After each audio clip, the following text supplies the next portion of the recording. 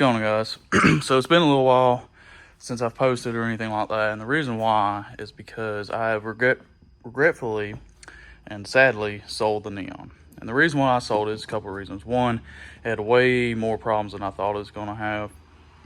It wasn't really what I thought I was getting when I bought it. I knew it was rough, needed a little bit of work, but it was just a Pandora's box of issues. And I was dumping way too much money in it because the main reason I bought it was to do this. And this is the next project I'm working on, or the main project that I was originally going to start doing, and why I bought the Neon.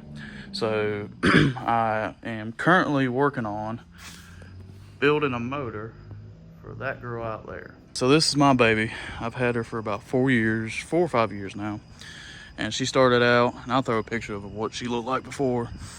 She started out 05 Dodge 1500 with a 5.7 Hemi. I need to get a better video. It's too dark out right now. But stock, single cab, short bed, 5.7 Hemi with a 5-speed.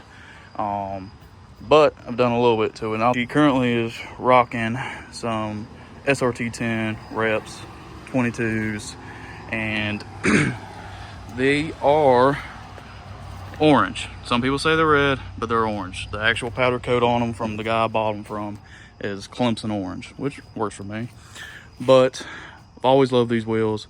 Always love a single cab, short bed, and it actually kind of works. Like I said, it's orange. I wasn't too sure about it at first. Got them for a hell of a deal because it was orange, because who wants orange wheels? Majority, especially this style. So this is my baby. She is currently on a 2.4 drop. So it's a flip axle rear kit. And actually I went with drop spindles on this. Most companies either do, not drop spindles, drop lower control arms. Most companies do spindles or lowering springs. And I actually found a company that does lowering control arms. And that company is, a little plug right here, DJM Suspension. So I found them, and what they do, I don't know if I'm gonna be able to get a good shot of it. So those are the lower control arms lowering kit. So basically what they do, and a lot of people do them on the first gen Dodges, is the bucket for the spring is deeper on these. So that lowers the front. And like I said, it's a 2.4 drop with a axle flip kit. But this is my baby. This is my pride and joy, and I've always wanted to build this thing. I got really big dreams, but we're going to take baby steps right now. So let me get back to the motor. I'll explain a little bit more of what I want to do to this truck and my end goal on this truck. All right, so this is the project. So I've always wanted to build that truck I was just showing y'all, and wanted to do a SRT-8 version of the SRT-10. Everyone knows Viper truck, V10 Viper motor, especially the single cabs. I'm not a big fan of the 4 doors because they only come in automatics, and I like manuals. Can't beat the single cab short bed SRT-10 with the T56 6-speed in it with the Viper V10. Can't beat it. Dream truck. Would love to own one, but I'm a poor boy, can't afford one. But I think it would be cool what Dodge has never released, which is the SRT-8 truck. Like I said, it's not true SRT-8 because I never made one. But that's what I want to do. So my end goal on that truck is a manual transmission, hopefully like a T56. Haven't decided yet. Those things are ridiculously expensive. But manual transmission with a Hemi V8 in it. Run with the Hemi, keep with the Hemi. It's a great motor. You make great power out of it if you have the money. And I eventually probably want to do a boost, some type of boost, either Pro Charger, Supercharger. Kind of lean to turbos because who doesn't love turbos, especially the sounds of turbos. So that is the in the future end goal of that truck. But right now, she needs a motor. Technically, she doesn't need a motor. I don't know. I know she has a blown head gasket. Luckily, it's the best way a head gasket can blow, and it is pushing exhaust gases into the coolant system and not cooling into the oil. So technically, I can still drive it. It's not the best thing, but I can still drive without really worrying about too much of the motor just kakoosh on me, spinning a bearing or whatever. So She needs a motor. She's got about 230,000 miles on the truck.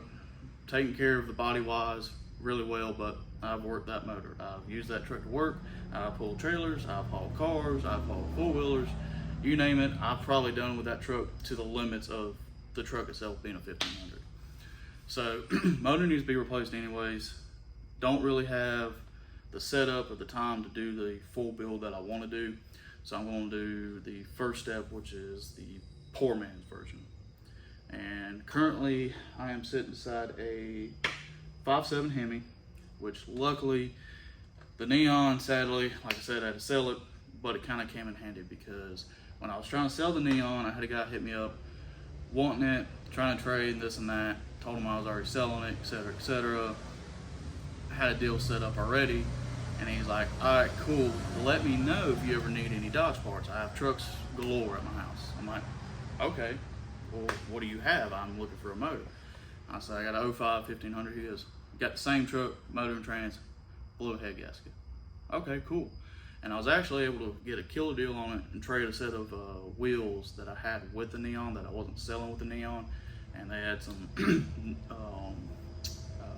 drag tires on it, this and that, and he had a car that he wanted to put it on. So I was able to trade that for this motor that came out of the exact same truck of mine. It's an 05 1500 5.7 single cab short bed, and it was black.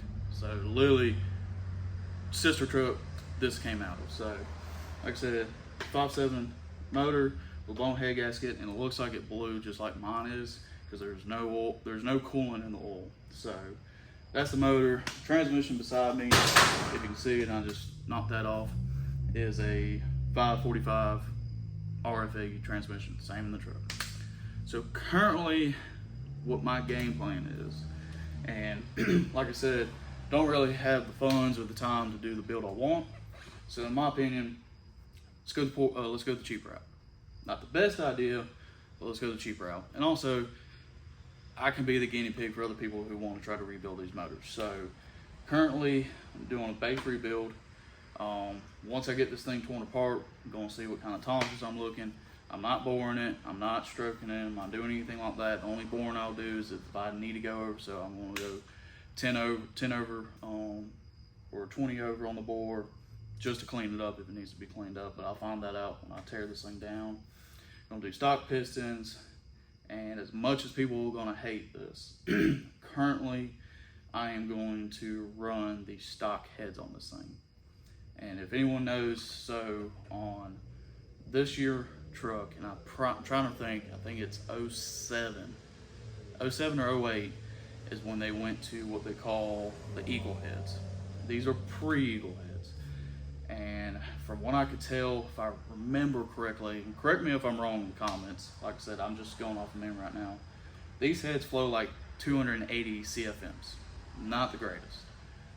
The Eagle heads, like I said, these are pre-Eagle, the Eagle heads flow like 350 CFMs, which is a crap ton more. And most people, what they do is they go with pre-Eagle block, because the great thing about the pre-Eagle block, no MDS and no variable valve timing. It is straight cam, no variable valve timing, and no the crappy MDS lifters. So it is the best bottom end block that I in my opinion, to start with, but I'm going to stick with the pre-Eagle heads because, one, for money, and two, I want to see how much power I can get out of a pure stock pre-Eagle motor. And that's going to be doing home in-house porting on the head. I'm going to try that out for the first time. And like I said, I'm going to be the guinea pig for anyone else who wants to build this. Hemis are one of the most expensive motors to build right now. Everyone's doing LSs, Chevy small blocks, all that good stuff because they're cheap. Get it? Cool. They make great power and they're cheap, and that's what everyone does. We're trying to bring Mopar back here. So I'm going to be the guinea pig and try to see what I can do to get as much power out of this motor, bare bones stock, to a certain extent. I'm going to port the heads, I'm going to go through the motor, try to redneck, cheap blueprint the motor, if you want to say, going through all the oil galleys, make sure everything, getting rid of sharp curves, smoothing everything out. And currently the only upgrades I'm going to do this motor, like I said, I'm going to do stock piston, stock rod, stock crank, as long as everything looks good, and it should. I'm going to look into about throwing in a 6.1 Hemi cam in it. And I need to look up the specs, but I know people have thrown the 6.1 Hemi cams in it. Because you can pick those things up brand spanking new OEM parts for like 250 bucks. Anything past that, any aftermarket cams for this motor, you're looking at least bare minimum 400 just for the cam. So probably going to be leaning towards 6.1 cam, give a little bit more cam in it, doing stock intake, might do a bigger throttle body. I want to try to do long tube headers on this. I don't want to do shorties. If I end up doing shorties, it is what it is, but I really want to try to do long tube headers on this truck. Like I said, I'm going to try to port and polish in-house, trying to save as much money as possible. I'm going to try to deck the block in-house, do the heads. Luckily, I do have access to a true straight edge to measure decks to see how much of if there's any wave into it. Like I said, it does have a blown head gasket. Fingers crossed it's not warped or anything like that, but I do have a way to check it. If it's too warped, I will not try to do it in-house. I will take it to the machine shop. But if it's not warped that bad, I will be trying to do it in-house and showing y'all how I'm doing that. But yeah, basically port and polish heads, get as much airflow through these heads. Stock valves, probably go up in springs though, just to be on the safe side if I'm going up to a 6.1 cam. I think everything's the same. The lift is a little bit higher. I think you're going from like a 50 something lift to a 60 lift on it. Don't quote me on it, that's what I'm thinking. So that's my goal. Get as much out of these heads, get as much out of these bottom ends, do a bigger throttle back, just pretty much let this thing breathe as much as humanly possible in its stock form, and get that built and do it as cheaply as possible, reasonably and reliably. So like I said, when I get done with this motor and put it in that truck, it's only going to be in there for a couple years. That motor's been in that truck since 05.